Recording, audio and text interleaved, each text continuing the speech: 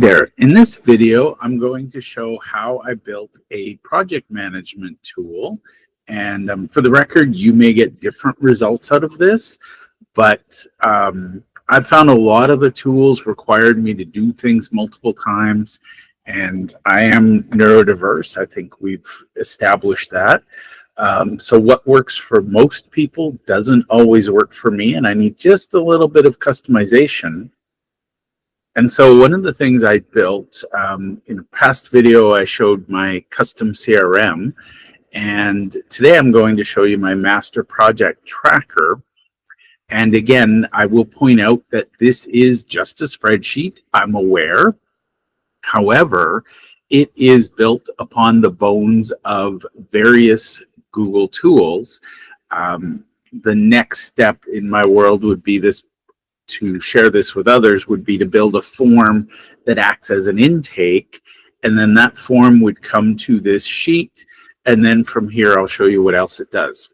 So just very, very quickly, I won't bore you with the details, but what I needed was something flexible, something that works the way my brain works, and something that I could customize as I go. So what I did was I started with this master project tracker sheet. And what I have is an instruction, because I'm kind to future Jeff, and I realize that what made sense today may not make sense tomorrow. So what I did was I created a quick overview of the columns I currently have and what each column means to me. And so this is just a reminder. So if I ever get stuck, I can come back here. And what I've done is I've bookmarked this so it pops up in when I open my Chrome browser every day. This is one of the tabs that automatically opens, including my calendar and my Gmail account. So I can always see my project at a glance, and I've got percentage completion. Now the magic, and this is the aha moment that triggered this, is most of the time I get derailed when I can't find something.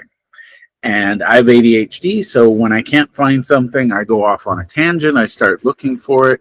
5 days later, I come back going, what was I doing?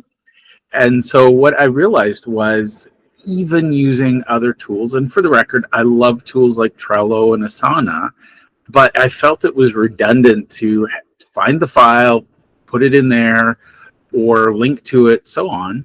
But what I realized was these files are always in my Google Drive anyways, so why not link to them? And I'll show you that in some detail. And then basically I have an overview document. I have my last update, and this is magic for me because I can see at a glance if it's high priority, low, medium, etc. And I can even go as far as client visibility. Is it an internal or shared? What does it look like? So here's my project tracker. Not fancy at all, but it works for me. And the thing I like is if I decide suddenly I need to track something, for example, you'll notice this is just my project tracker. I don't want other people in this. I don't want other people touching this. This is my personal external brain, if you will. One of the things I could add is a responsible party. And just for the record, this is only tracking the projects at the high level. So this tracks the active projects I have. So in this case, I got it backwards, but the project is an internal project for Pharaoh's business, my business. And it's a project codenamed LLM Press. Long story, different conversation. So what I do is I create a new project, and basically it's really, really simple. I just fill in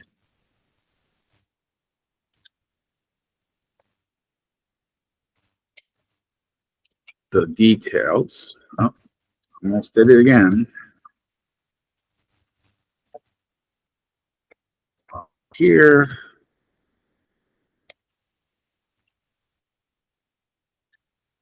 Let's fix that. And obviously this is not mission critical. Nobody's gonna die if this doesn't get done right. Now, I use something strange. I use the Pareto principle, and I always am looking for the 1% of effort that yields 50% of my desired result. There's a law there. The math is sound, I promise. So I do 4 sprints rather than try to do everything at once. And the reason I do this, and I'm going to just share this because this makes my tool work a little better for me, is I realize a lot of projects don't get finished because people are doing 100% of the effort to get 100% of the result. The problem is we do all of that effort before we're getting feedback. We do all that effort before we validate. So sometimes we build something perfectly that nobody cares about. So what I do is I build the minimum viable product, which is basically, if you think about it, people do wireframes for websites, map out user interfaces, etc. I build the 1% effort, which is usually clear strategy, clear planning, clear targeting. And then I present it to the people that I think would want to buy it. And if they like it, then I go to sprint 2, which is where I start to refine it. And I'm not here to explain Pareto math today, but basically, if you look at Pareto, the original law is 20% of your effort yields 80% of your result. Now, if you go in one layer deeper, 4% of your effort, 64% of your result. One more layer, 1% effort, 50% of your result. I think it was John Maxwell. He talked about the 1%. This is where that comes from. The math is 3 layers deep on Pareto. And basically, instead of always pursuing perfection, what I've now recognized is that perfection is, first of all, unattainable, but even high standards without feedback, we can build things that nobody cares about. So I'm seeking feedback early to make sure that my project is on track. And what I love is I haven't committed all of this time and energy to it. So I've put in the minimal effort to be able to describe it and explain it to somebody. And if they like it, then I get their feedback and then I refine. So I usually do 4 sprints at the 1% level. And believe it or not, that gets me further and faster than trying to do even the 20% to 80 rule or the standard, let's do 100% and hope for the best. So the project status, this has been started. It's not, I haven't bothered putting in statuses. Next round, I plan on putting drop downs and things like that in it. Again, they're both at 0, so progress is 0. Project manager is me. I don't have a due date for internal projects, but I will generally set a goal and I will generally set a projected completion date. Now, here's where the magic happens. This is why I love the Google ecosystem. I created this little custom menu called Project Tools. And right now it only does one thing, and it does it well, and that's to set up a new project. So it says it's running a script. I confirm setup. And if you watch over here, once it's done, these will auto-populate. Sometimes it takes a minute. While it's doing its thing,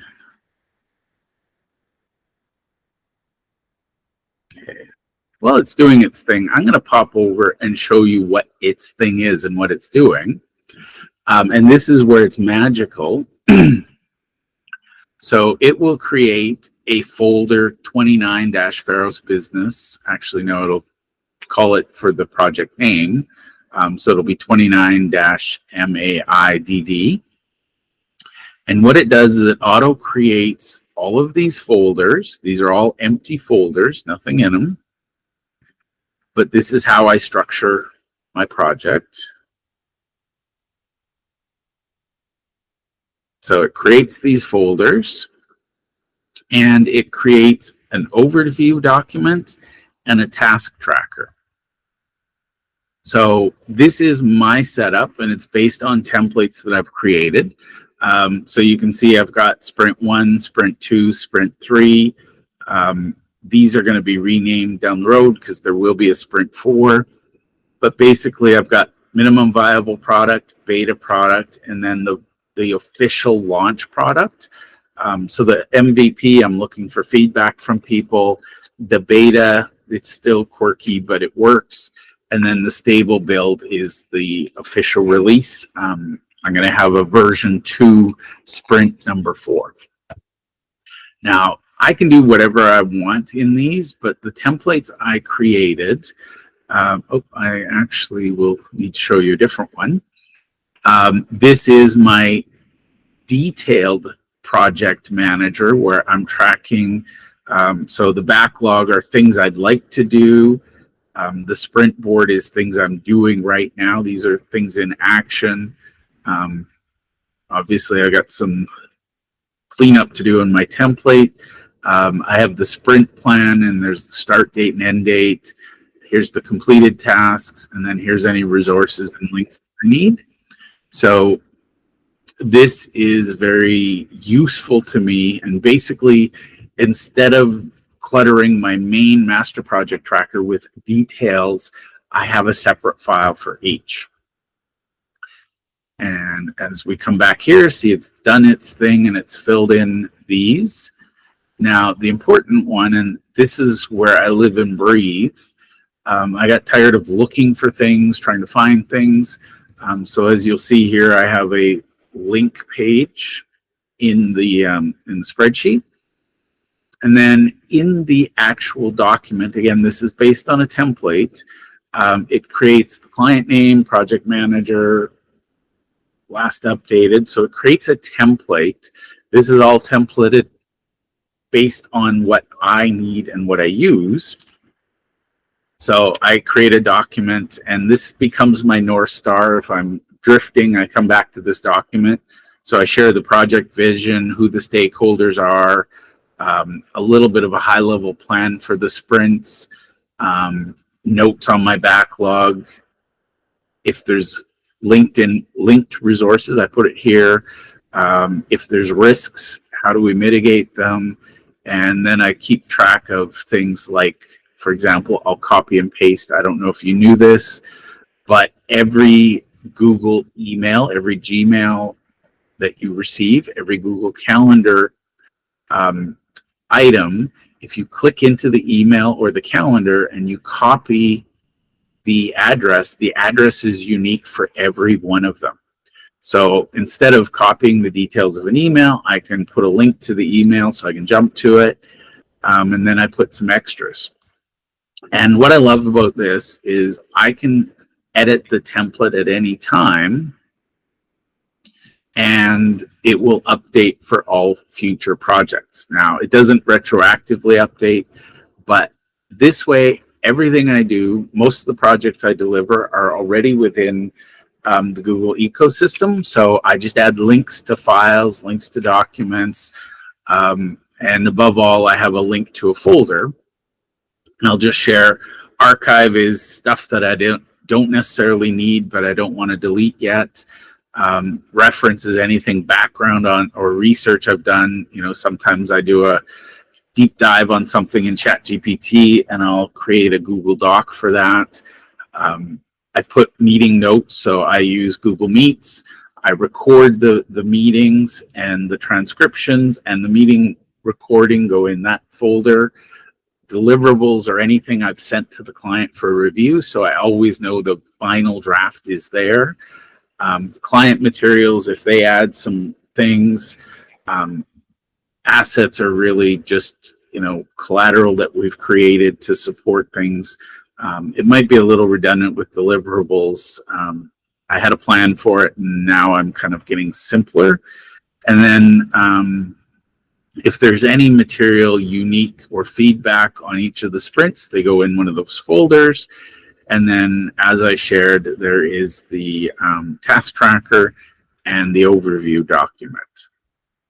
Now, full disclosure, sometimes I put both the tasks and the overview into the document because generally speaking, I finish things in a day or two. But you'll see I put them in as check boxes, and when I'm done with it, I just check it off so I know it's done. And you'll see various links to Google Docs and things like that. So that is my private and personal and custom project management tool, and it works really well. If you want to play with it, you're welcome to. Love your feedback. And the secret ingredient to all of this is Google Apps Script. And basically it manages all of the magic behind the scenes. So like I said, future edition, I'll have a Google form where I can fill in some of the details. Those details will come to this sheet, and then from there they go out to the detailed spreadsheet or the detailed document. Hope that was useful. Love your comments. Thank you.